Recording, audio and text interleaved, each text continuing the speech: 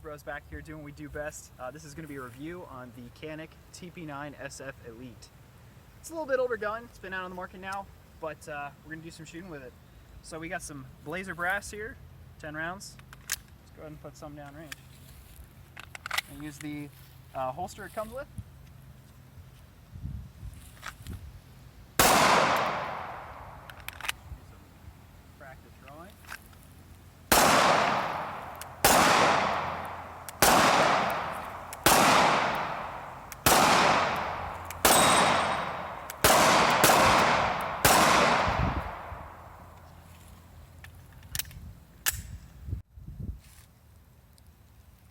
So this package does include a holster from the factory. It's a Canik holster. It's very reminiscent of a Blackhawk Serpa. We on the channel don't recommend the use of these holsters because of the amounts of negligent discharges that have occurred with them. But we're running it for the sake of the video and for the sake of the production here on March Two Bros.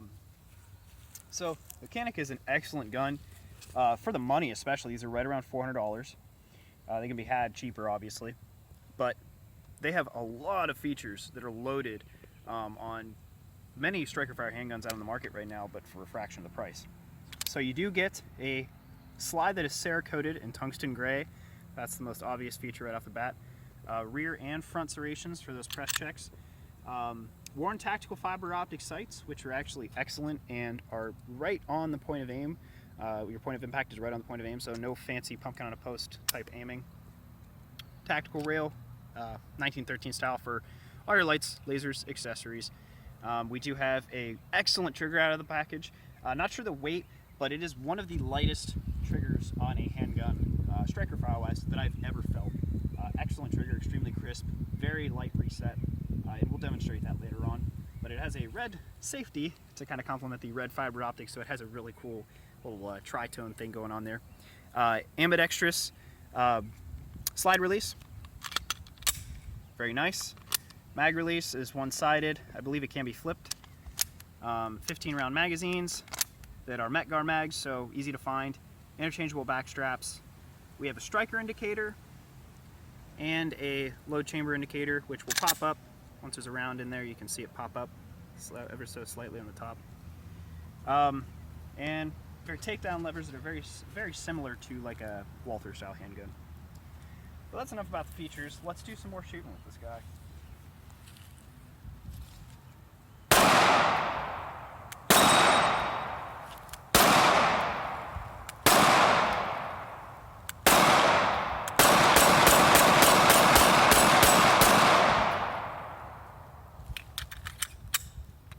Trigger's very easy to run, very fast. Okay guys, so we're going to do a quick little takedown of the Canik because it is very specific to this platform. So you'll notice right off the bat that you have two takedown levers on the side.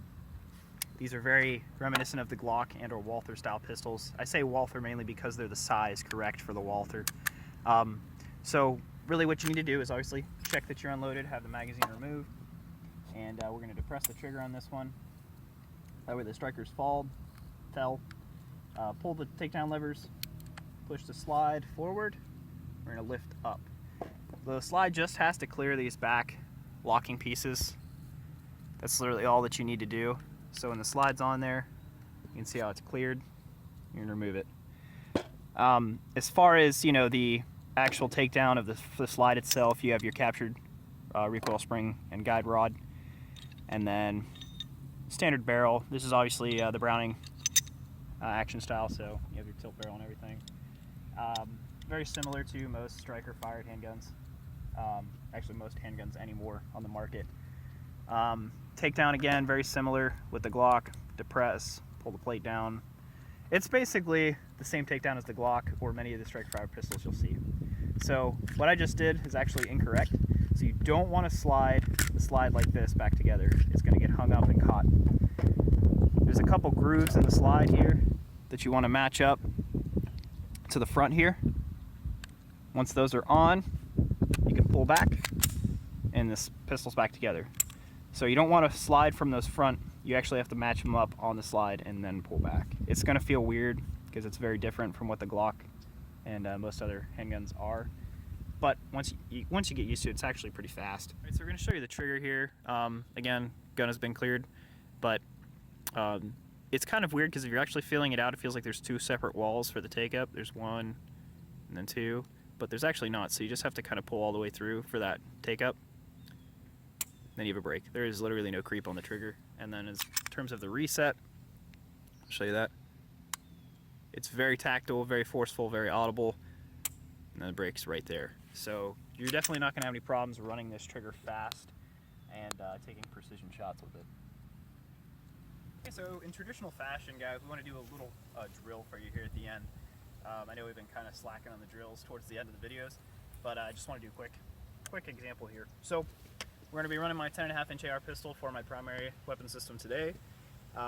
This drill is literally, it's just your rifle goes down, transition to your handgun, get the handgun back in the holster and top the rifle back up so that you can re-engage.